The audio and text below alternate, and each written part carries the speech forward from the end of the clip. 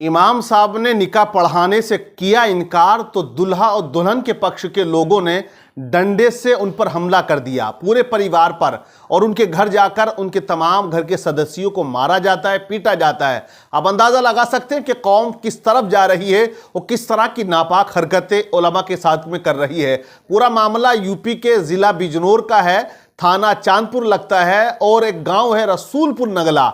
दुल्हा और दुल्हन जो थे वो एक ही गांव के थे, बारात जानी थी। बारात जब पहुंची है तो नाच गाना बहुत होता है, डीजा बजाया जाता है, लड़की के पक्ष के लोग भी खूब नाचते हैं, लड़के वाले भी खूब ठुमके लगाते हैं और बारात लेकर जाते हैं। इस बात को समझाने के लिए गांव के ही इमाम साहब, मौलवी साहब जाते हैं। कहा कि ये नाजायज़ और हराम काम आप कर रहे हो, एक सुन्नत रसूल के लिए आप जा रहे हो, निकाह करने जा रहे हो, सवाब का काम है, अच्छा काम है, बेहतर काम है, और आप सवाब के काम में ये अजाब का काम क्यों कर रहे हो। मौलवी साहब ने कुरान और हदीस की रोशनी में उन तमाम लोगों को समझाया, लेकिन फिर भी वो लोग नहीं मानते हैं और ठुमके पे ठुमका वो लगाते हुए चले जाते हैं। आखिरकार जब कहते हैं कि जब तमाम चीज़ों से फारिग हो जाता है बंदा तो फिर याद आते हैं इमाम साहब। हर जगह पर यही मामला है, वो किसी दावत का मामला हो या मैयत का मामला हो, कहीं पर भी हो, लेकिन जब अटकती है, बगैर मौलवी के काम नहीं चलता है, तब जाकर फिर मौलवी साहब को बुलाया जाता है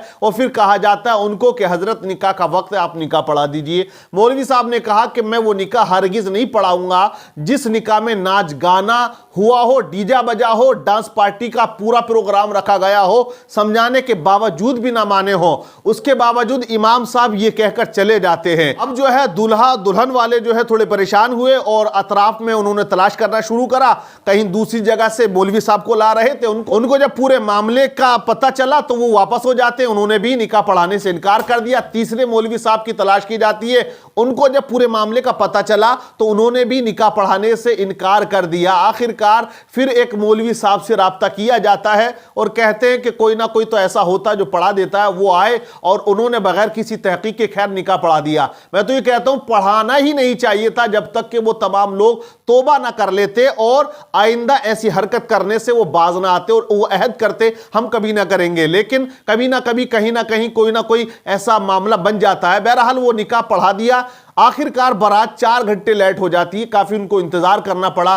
दुल्हन रुखसत हो जाती है, तमाम चीजों से फारिग हुए, फिर ये लोग जो हैं हमला करते हैं। दुल्हन के पक्ष वाले और दूल्हे के पक्ष वाले दोनों लोग उनके यहां पर पहुंच जाते हैं और परिवार को मारना शुरू कर देते हैं।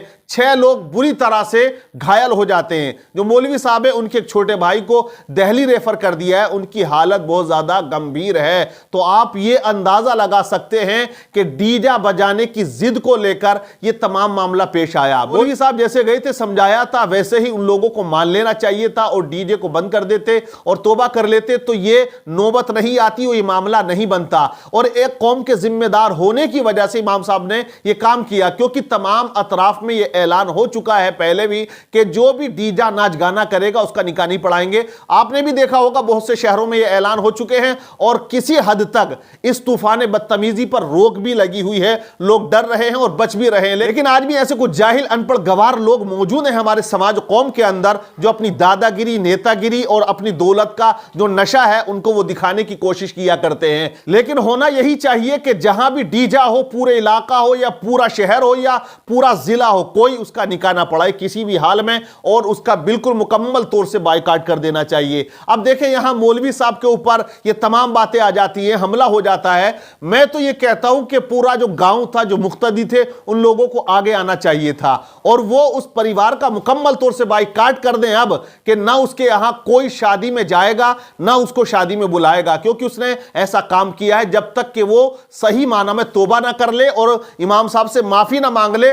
और इलाज में जो खर्च होगा उसका मुकम्मल तरीके से वो अदा ना कर दे उस खर्च को। तो तमाम चीजें ये हमारी कौम को सोचनी चाहिए। देखिए मौलवी साहब ने शरीयत के तहत कहा, लेकिन अब अकेले वो रह गए, दूसरे लोग वहां खड़े हुए नजर नहीं आ रहे हैं, उनको आना चाहिए और जिस परिवार ने भी ये हरकत की है उन पर मुकम्मल तरीके से कार्रवाई होनी चाहिए, पुलिस प्रशासन की तरफ से भी और तमाम गांव वालों की तरफ से भी। जो भी हो उनका हुक्का पानी बंद कर देना चाहिए, क्योंकि उन्होंने ऐसा काम किया है कि एक मस्जिद के इमाम के साथ, मौलवी के साथ, कि जो उनको समझा रहा है, जन्नत का रास्ता दिखा रहा है, दोजख से बचाने की कोशिश कर रहा है, हराम काम से रोक रहा है, उसके साथ ऐसा बर्ताव और ऐसी चीज करना, बिल्कुल ये बहुत ज्यादा घटिया काम उन्होंने किया है। अब देखें, उलमा अपने लिए मेहनत नहीं करते, कौम के लिए करते हैं, कौम को समझाते। अगर ना समझाएं तो लोग कहते हैं ये मौलवी लोग कुछ नहीं कर रहे, अब कर रहे हैं तो इस तरह की हरकतें आ रही हैं, तो इस तरह का सुलूक उनके साथ किया जाएगा जो बिल्कुल गलत है, घटिया है। क्योंकि मौलवी जो होते हैं वो अपनी कौम को ये चाहते कि सब जन्नत में चले जाएं,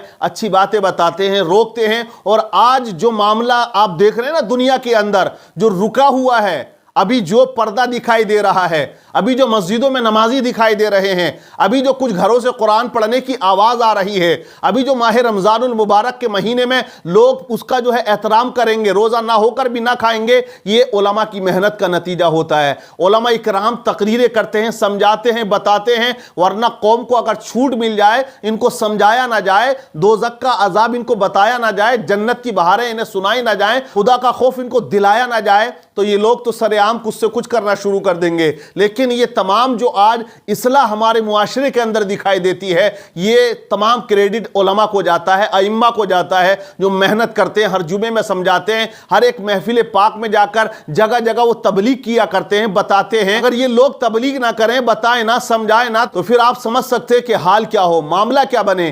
तो ये बहुत नीच काम हुआ है, बहुत ज्यादा घटिया काम हुआ है। बिल्कुल ऐसे लोगों पर मुकम्मल तरीके से बैन होना चाहिए, सख्त से सख्त कार्रवाई इन लोगों के खिलाफ होनी चाहिए जो इमामों के साथ बदतमीजी करते हैं। और जो कानून तमाम कमेटी बनाती है, गांव वाले बनाते हैं, तमाम जो है ये ऐलान कर दें और एक पर्चा बिल्कुल लिखित रूप में चिपका देना चाहिए। कोई अगर ऐसी हरकत करता है तो उसके साथ ये जुर्माना होगा और ये होगा। लेकिन यहां जो देखने में आया बहुत घटिया काम है। आप लोग क्या कहना चाहोगे, कमेंट्स करके बताएं और वीडियो को आप शेयर भी करें।